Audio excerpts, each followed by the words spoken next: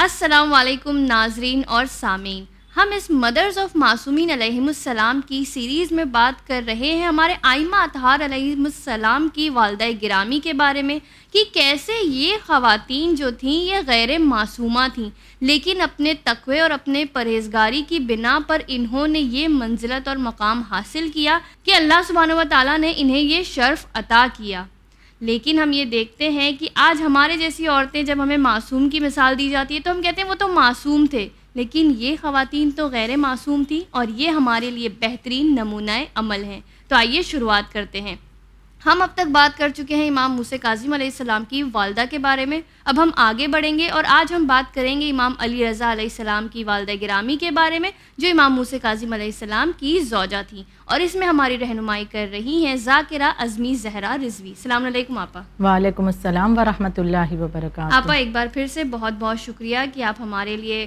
Research کر کے لائیں کہ ہم جو کبھی نہ پڑھیں اٹھا کر آپ اسے آسان بنا دیتی ہیں۔ جزاک اللہ۔ تو آپا جیسے کہ ہم نے ابھی بتایا کہ ہم آج بات کر رہے ہیں امام علی رضا علیہ السلام کی والدہ کے بارے میں، تو آپ ان کے بارے میں بتائیے کہ یہ کون تھیں، کس خاندان سے تعلق رکھتی تھیں اور کیا نام تھا ان کا؟ اعوذ باللہ من الشیطان اللعین الرجیم، بسم اللہ الرحمن الرحیم۔ جیسا کہ آپ کا سوال ہے کہ امام رضا علیہ السلام کی والدہ گرامی، اور یقیناً یہ عظیم ہستیاں کہ جن کے بارے میں یقیناً ہمیں معرفت ہونی چاہیے، ہمارے علم میں اضافہ ہونا چاہیے کہ یہ بیبیاں کہ جو جناب فاطمۃ الزہرا جو کہ ہم دیکھتے ہیں کہ شہزادی کونین سیدہ ہیں، لیکن آپ کے علاوہ بھی جو دوسری بیبیاں جو ان معصوم ہستیوں کی والدہ بنی تو یقیناً ان کا تقوی، ان کی پرہیزگاری، ان کی عبادت کس معیار کی رہی کہ اللہ نے اتنا بڑا بلند مقام عطا کیا ہے۔ اور اب تک کی جیسے بات ہم نے کی ہے اماموں کی، اور اب بات 8ویں امام کی والدہ کے اعتبار سے، تو اگر ہم تاریخ میں دیکھیں تو امام رضا علیہ السلام کی والدہ ماجدہ کا نام جناب نجمہ خاتون تھا، اور یوں تو آپ کے بہت سے نام تاریخ میں ملتے ہیں، نجمہ خاتون بھی ہے اور اس کے علاوہ اور بھی نام موجود ہیں جیسے کہ تکتم، خضران، اروا، ام البنین وغیرہ۔ تو یہ سب ان کے ناموں میں ملتے ہیں کہ ان کے ٹائٹلز بھی؟ نہیں، یہ نام ہیں، یہ نام ان کے۔ اور ایک اور خاص بات کہ جب آپ والدہ بنی، امام رضا علیہ السلام آپ کی بطن مبارک سے متولد ہوئے، تو اس کے بعد آپ کو ایک اور نام عطا کیا گیا اور وہ ہے طاہرہ۔ آپ کا نام طاہرہ بھی رکھا گیا۔ ایک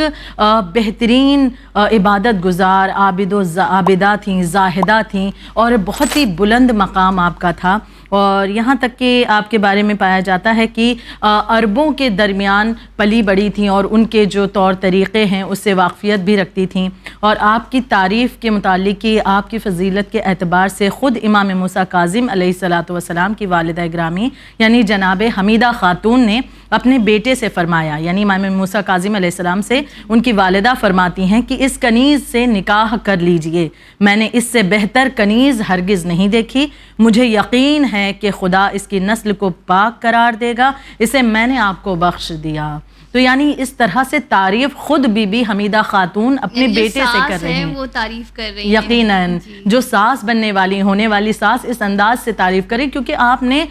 وہ چیزیں، وہ صفات، وہ بہتری آپ کے اندر دیکھی تھی، تو جس کے ماتحت یہ تعریف کرتی ہوئی آپ نظر آتی ہیں خود، اور پھر جس کا نتیجہ ہم دیکھتے ہیں کہ امام موسیٰ کاظم علیہ السلام سے آپ کا عقد مبارک اور پھر امام رضا علیہ السلام کی ولادت ہوتی ہے۔ آپا جیسے کہ ابھی آپ نے بتایا کہ اس کا جو اشارہ کیا تھا یہ بے شک بی بی حمیدہ خاتون نے کیا تھا، لیکن ان کے عقد کی داستان سنائیے کہ کس طرح پھر یہ شادی ہوئی اور کیا ہوا، وہ حالات کیسے تھے؟ جی، اس کے بارے میں 2 روایتیں ملتی ہیں۔ پہلی یہ کہ روایت میں یہ بھی موجود ہے کہ امام موسیٰ کاظم علیہ السلام کی والدہ جناب حمیدہ خاتون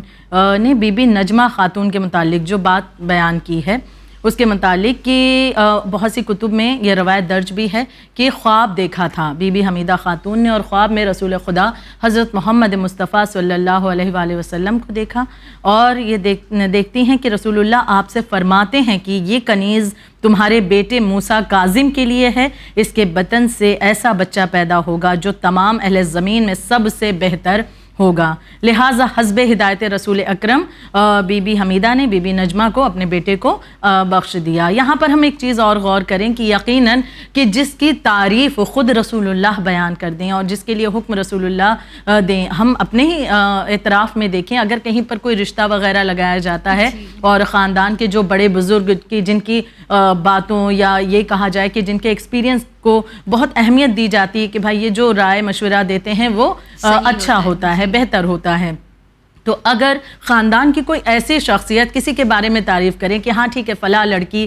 وہ بہتر ہوگی ہمارے گھر کے فلاں لڑکے کے لیے یا فلاں مرد کے لیے وہ خاتون بہتر ہے, تو یقیناً ان کی بات پر انسان غور کرے گا, اور اگر وہ تعریف کر دیں کہ ہاں اس میں بہت سی ایسی اچھائیاں ہیں کہ جس کے ذریعے آگے چل کر فائدہ ہوگا, ایک بہترین نسل اس دنیا میں آئے گی, تو یقیناً اس پر عمل کیا جائے گا. ایک خاندان کے بزرگ کی اتنی اہمیت ہوتی ہے کہ جسے زندگی کا ایک ایکسپیرینس ہو جاتا ہے, لوگوں کو پہچاننے کی ایک پرکھ ہوتی ہے, تو ہماری جانیں قربان ہوں اس عظیم ہستی پر کہ جو رحمت للعالمین تھے, رسول خدا حضرت محمد مصطفیٰ صلی اللہ علیہ وآلہ وسلم, کہ آپ نے اس بات کو پیش کیا ہے کہ بی بی حمیدہ خاتون کے خواب میں آ کر آپ نے یہ جملے عطا فرمائے ہیں کہ آپ چاہتے ہیں کہ اس بیٹے کے ساتھ, آپ کی نسل میں آپ کے اس بیٹے کے ساتھ عقد ان کا ہو جائے, کیونکہ آپ جانتے ہیں ان کے ذریعے آگے نسل رسول کس طرح سے بڑھنے والی ہے. یہ ایک روایت ملتی ہے, اور ایک دوسری روایت بھی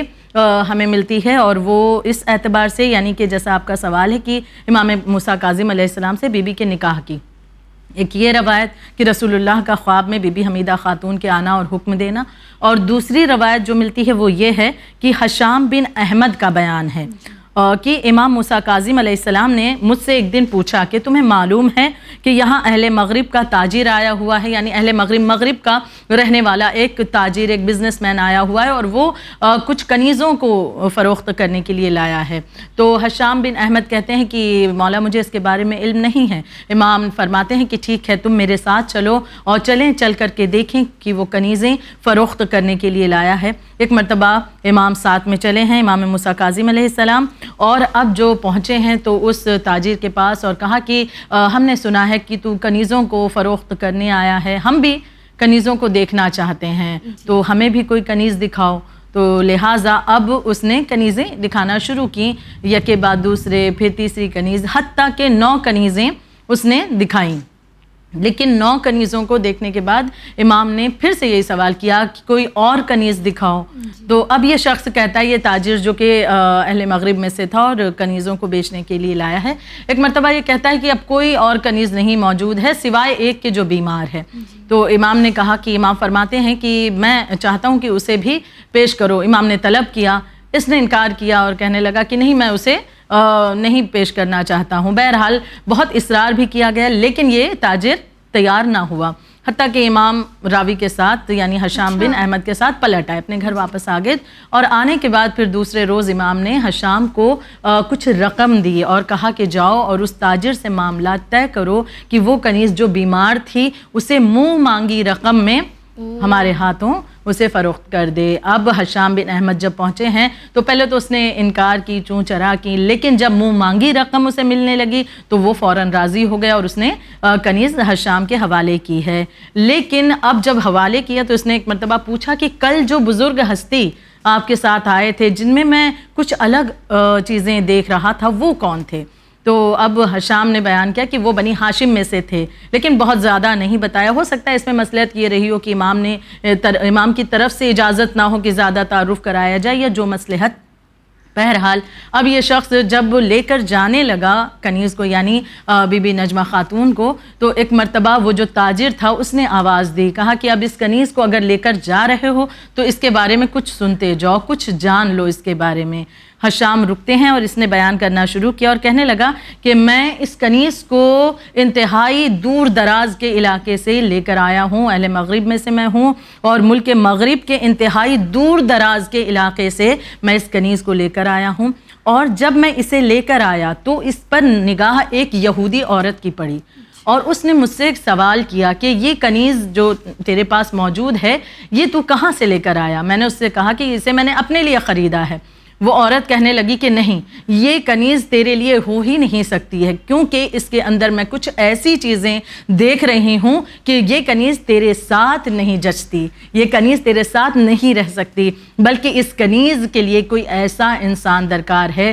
کہ جو اس روئے زمین پر سب سے بہتر ہو، اور میں یہ بھی دیکھ رہی ہوں کہ اس کنیز کے ذریعے سے ایک بہترین نسل قائم ہونے والی ہے۔ یعنی اس نے اپنے انداز میں جو یہ باتیں بیان کی، اس شخص نے حشام بن احمد سے بیان کی، اور پھر حشام بن احمد لے کر کے بی بی کو آتے ہیں، اور اس کے بعد امام موسیٰ کاظم علیہ السلام سے بی بی کا عقد ہوتا ہے، اور امام رضا علیہ السلام کی ولادت ہوتی ہے۔ یہ آپ کی داستان امام تک پہنچنے کی ہے۔ داستان ہے، کبھی سنی نہیں تھی یہ چیز۔ اب پھر اس کے بعد امام علی رضا علیہ السلام کے ولادت کے کچھ حالات بیان کریے کہ کس طرح سے پھر امام علی رضا علیہ السلام کا ولادت ہوئی۔ ہم نے سنا ہے شاید بہت دیر سے ان کی ولادت ہوئی تھی یا کچھ ایسا ہے، آپ بتائیں کہ کیسے حالات تھے اس وقت؟ جی، حالات یہ کہ اگر ہم دیکھیں تو یہ چیزیں کہ یقیناً جب ایک عورت حاملہ ہوتی ہے تو بہت سی صحت کے اعتبار سے بھی اتار چڑھاؤ دیکھتی ہے، جسمانی اعتبار سے بہت سی چیزوں میں فرق آتا ہے، اور وہ ایک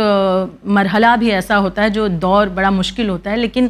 خدا کا ایک بہت بڑی خدا کی نعمت ہوتی ہے، خدا کا فضل ہوتا ہے کہ جس کی وجہ سے وہ عورت ان تمام پریشانیوں کو بھی برداشت کر لیتی ہے۔ لیکن ہم امام رضا علیہ السلام کے متعلق پاتے ہیں کہ بی بی نجمہ خود بیان کرتی ہیں کہ جب میرا فرزند میرے بطن میں آیا تو میں اس کے اپنے شکم میں اس بچے کے وزن کو میں محسوس نہیں کرتی تھی، یعنی مجھے کوئی وزن محسوس نہیں ہوتا تھا، یعنی ایک دم بالکل میں ایسا محسوس کرتی تھی جیسے میں پہلے تھی، یعنی کوئی وزن محسوس نہیں ہوتا، بلکہ مجھے اپنے شکم سے تسبیح و تحلیل کی آوازیں آیا کرتی تھیں، اکثر و بیشتر تسبیح و تحلیل کی آوازیں آپ سنا کرتی تھیں، آپ کو یہ آوازیں سنائی دیتی تھیں، اور یقیناً بی بی فرماتی ہیں کہ جب میرا یہ فرزند پیدا ہوا تو اس نے فوراً اپنے قدم زمین پر رکھے اور دونوں ہاتھ زمین پر ٹیک دیے، سر آسمان کی طرف بلند کیا اور دونوں لبوں کو حرکت دی جیسے وہ خود کچھ ذکر کر رہا ہو میرا وہ بچہ۔ پھر بی بی فرماتی ہیں کہ میرے شوہر موسیٰ کاظم علیہ السلام تشریف لائے اور فرمایا، اے نجمہ تجھے یہ اللہ کا کرم مبارک ہو۔ پھر بی بی کہتی ہیں کہ اس کے بعد میں نے سفید ایک پارچے میں، سفید کپڑے میں